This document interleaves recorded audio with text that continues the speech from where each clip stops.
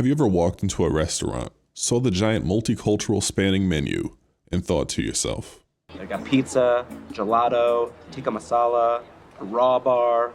This place is doing too much. They can't be doing all this right. What's wrong with you?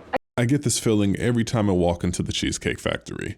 Despite loving their key lime mango cheesecake and their avocado egg rolls, there really isn't anything else they do amazingly. I mean, their food isn't offensive, but nothing really stands out about it. It's all just sort of there, as if it all exists just to tick some sort of boxes, to say that they have a thing.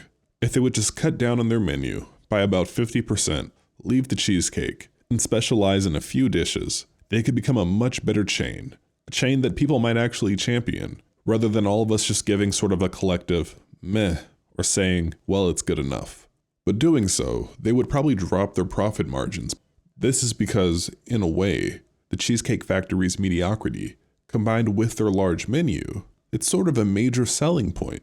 It's the perfect restaurant to go to when multiple people in your party don't know what they want to eat and are looking for a safe, non-offensive experience. Then at the end, you get a pretty good slice of cheesecake. So you're likely to leave full, satisfied, not blown away, but still a solid experience. Now think of this in the context of games. Let's take Ubisoft's Far Cry as an example. These games do what they can by making the most broad appealing first-person shooter possible. These games are open world, with a ton of checkbox ticking side quests, large spectacles and set pieces, multiple ways to approach a situation, and a blockbuster Hollywood-style story. As long as you're a fan of the first-person shooter genre, you're bound to find some enjoyment out of these games. People who claim any of these games are their favorite first-person shooter likely hasn't played that many games in the genre. Just like when someone says Cheesecake Factory is their favorite restaurant, they likely don't eat out much, or at least don't try many restaurants. However, focusing on certain elements of your game and removing others entirely doesn't come without its drawbacks.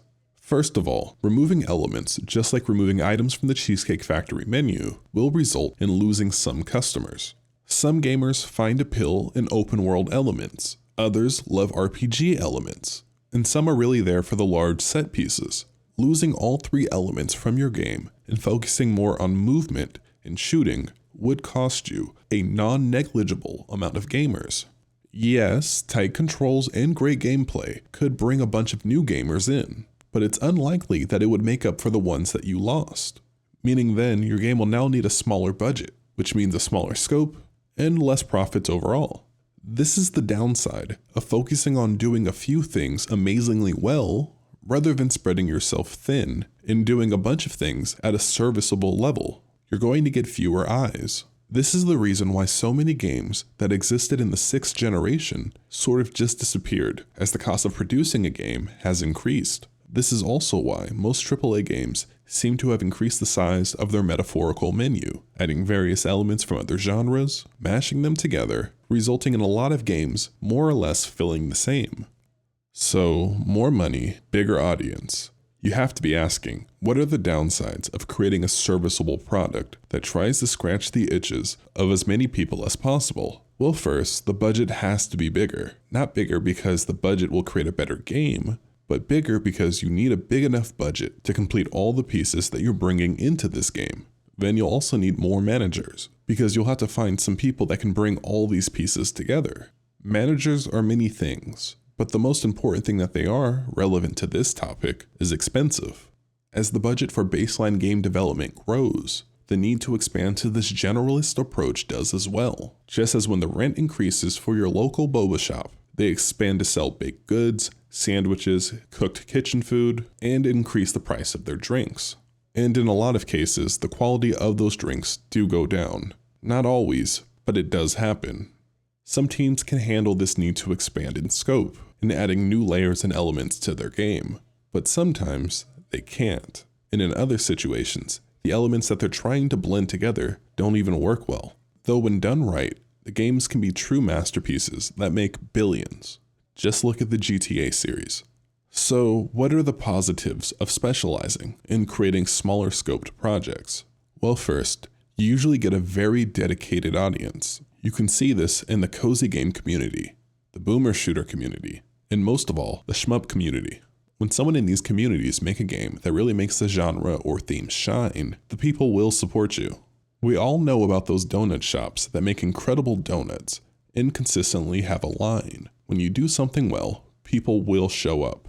Though on the other hand, those communities know a fraud when they see one, so you shouldn't try to make those games unless you're really a fan, because true fans understand the intricacies of those genres. Then you also get to master your craft. The more times you've attempted to do something, the better you'll get.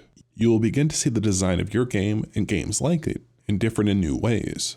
Of course, the more niche of a product that you choose to make will result in a smaller audience. But on the other hand, a very dedicated audience is willing to pay a bit more for a product that they know is quality.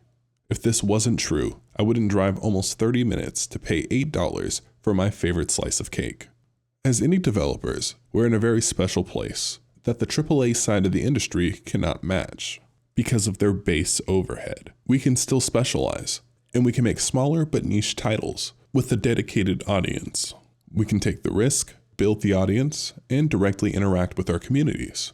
We can have our loyal regulars that we know by name and chat up. Cheesecake Factory, or in this case, Activision, could never do that. Instead, all of their customers are just numbers.